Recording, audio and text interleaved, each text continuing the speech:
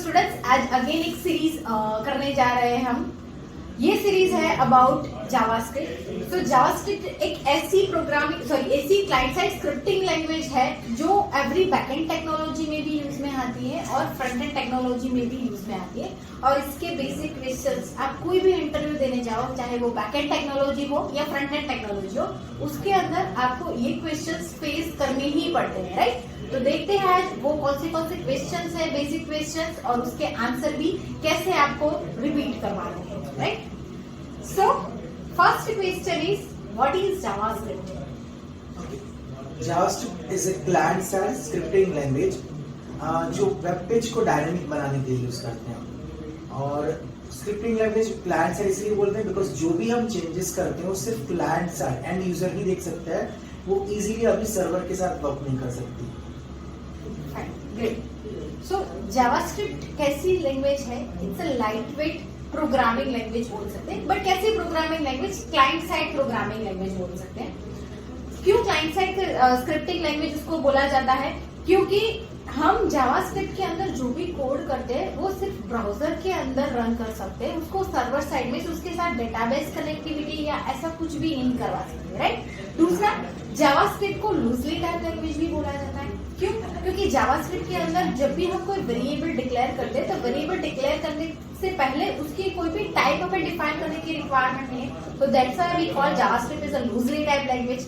Third one is JavaScript जब भी हम क्रिएट करते हैं तो उसके अंदर हमें जनरली फंक्शंस या फिर कोई भी मेथड डिक्लेयर करनी पड़ती है। दैट मीन्स कि जावास्क्रिप्ट एक इवेंट बेस्ड लैंग्वेज है कि फॉर एग्जांपल मेरे पास कोई बटन है, बटन पे जब भी मैं क्लिक करूं तो कोई भी मुझे मैसेज पास करना है तो उसके लिए कंपलसरी हमें इवेंट कॉल करनी पड़ेगी। वो इवेंट भी बहुत सारी है, on click, on blur, on change, वैसे मल्टीपल इवेंट है। तो इसीलिए जावास्क्रिप्ट को एक इवेंट बेस्ड लैंग्वेज भी बोला जाता है।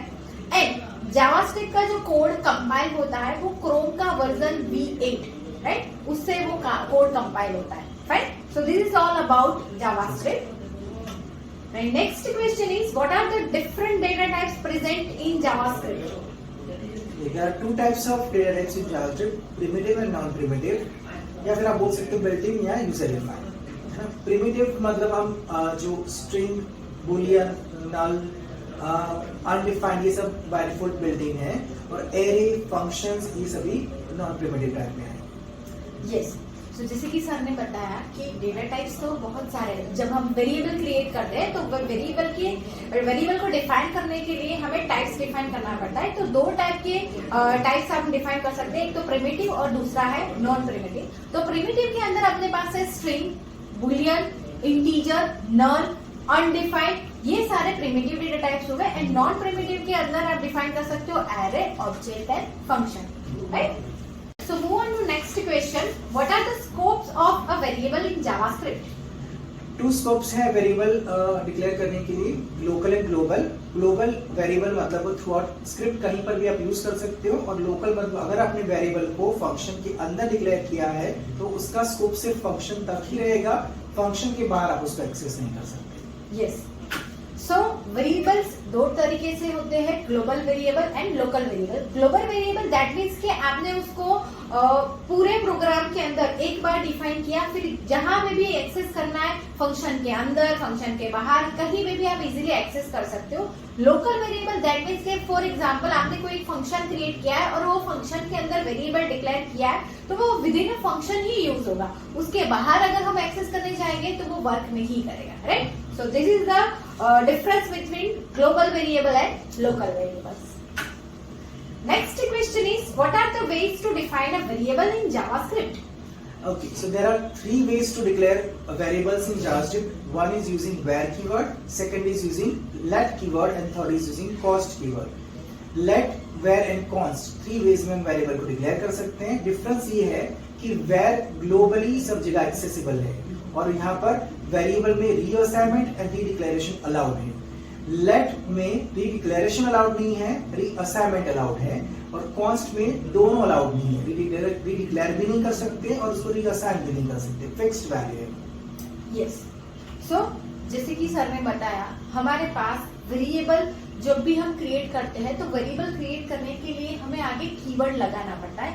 अगर वो हम कीवर्ड नहीं लगाते हैं तो वो डिफॉल्ट वैर कीवर्ड ले लेता है। ठीक है, अब वैर एक ऐसा कीवर्ड है जिसके अंदर आप वेरिएबल की वैल्यू फिर से असाइन करेंगे, दैट मीन्स के रीअसाइन करेंगे तो भी वो ले लेगा, वेरिएबल को फिर से डिक्लेयर करेंगे तो भी वो ले लेगा। राइट, मीन्स वैर सब कुछ सपोर्ट करता है क्योंकि वो ग्लोबली वर्क करता है। राइट, लेट उसका खुद का स्कोप है।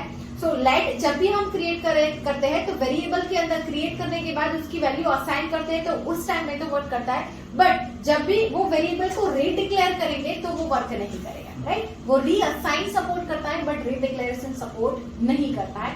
एंड कॉन्स्ट की तो डेफिनेशन ही है कि उसके वैल्यू हम चेंज नहीं करवा सकते। राइट, तो कॉन्स्ट रीडिक्लेयर भी अलाउ नहीं करता है एंड रीअसाइन भी अलाउ नहीं करता है। Yeah so this is the difference between var, const and let. So next question is, what is the difference between null and undefined? Okay, so अगर मैंने वेरिएबल को डिक्लेयर किया है बट उसकी वैल्यू असाइन नहीं की है तो उसकी वैल्यू बोली जाएगी अनडिफाइंड। जब वेरिएबल को मैं उसका टाइप ऑफ फाइंड करने जाऊं तो उसकी वैल्यू आएगी अनडिफाइंड अगर मैंने उसको असाइन नहीं की कोई value. But null is a value है इटसेल्फ, उसको हम असाइन करेंगे नल वैल्यू तो वो खाली असाइन हो रही, मतलब वहां पर वो नल एज एन ऑब्जेक्ट वर्क करेगा।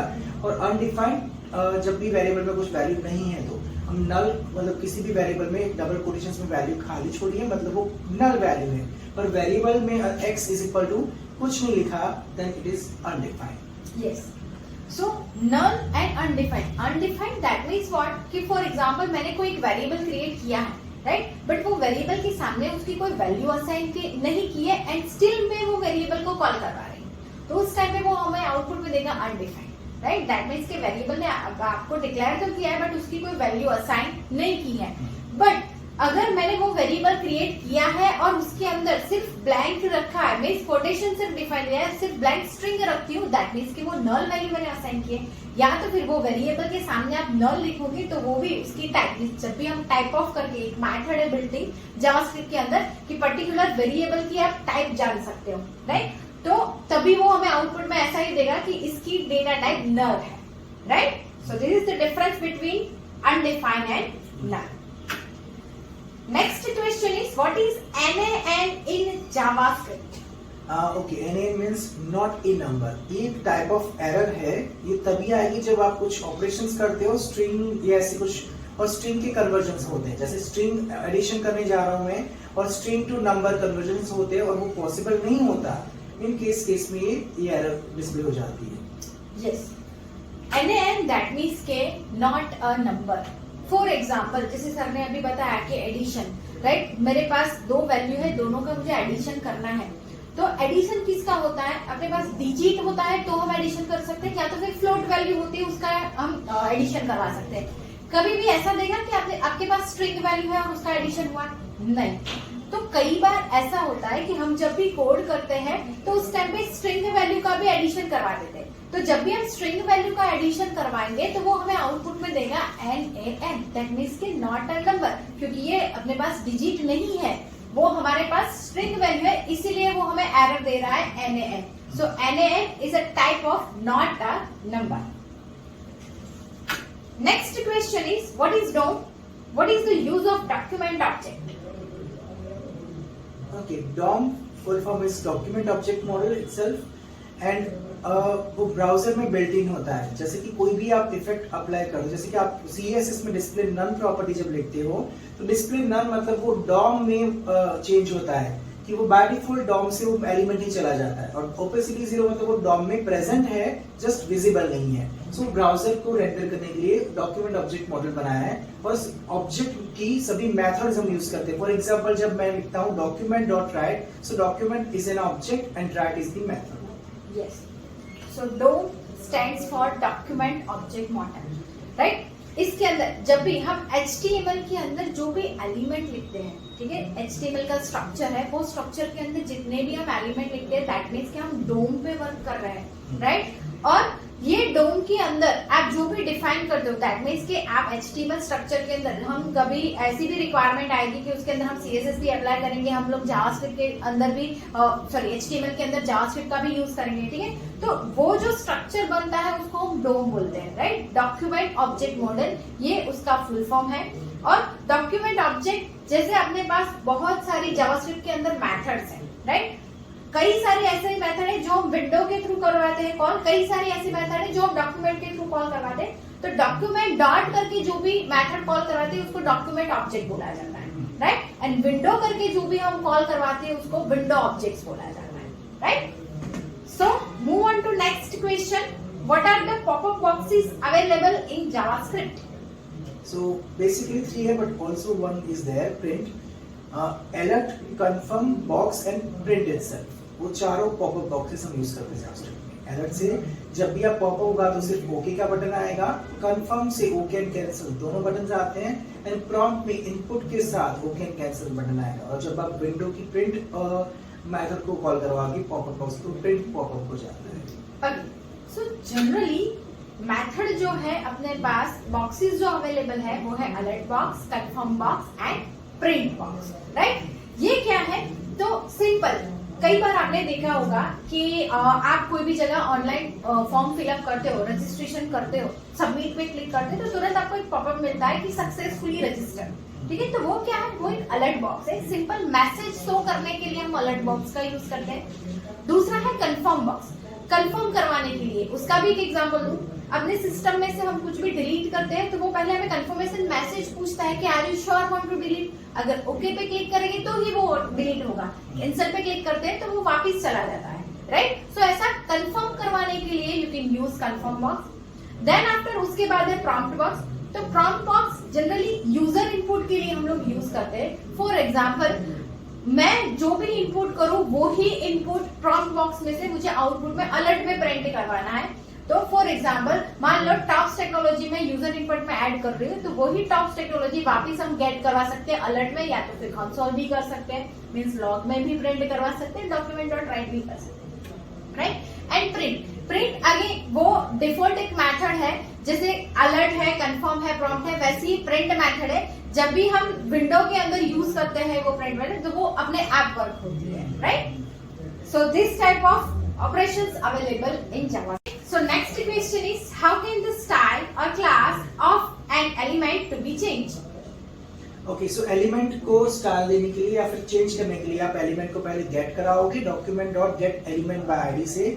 उसके बाद आप डॉट करके स्टाइल डॉट करके प्रॉपर्टी इज इक्वल टू जो भी वैल्यूज आपको देनी है वो डबल कोटेशंस में आप लिख दोगे। अनदर इज अगेन एलिमेंट को गेट करवाने के बाद dot class name and then जो भी क्लास को आपको अप्लाई करना है उस क्लास का नाम। यस, सो स्टाइल चेंज करना है जो भी ऑलरेडी आपके पास HTML एलिमेंट के अंदर CSS अप्लाई की हुई है वो अगर चेंज करनी है यूजिंग जावास्क्रिप्ट तो आप स्टाइल से भी करवा सकते हो कि सबसे पहले वो एलिमेंट का हमें आईडी गेट करना पड़ता है। So document dot get element by ID से हम पर्टिकुलर एलिमेंट का आईडी गेट करवाएंगे।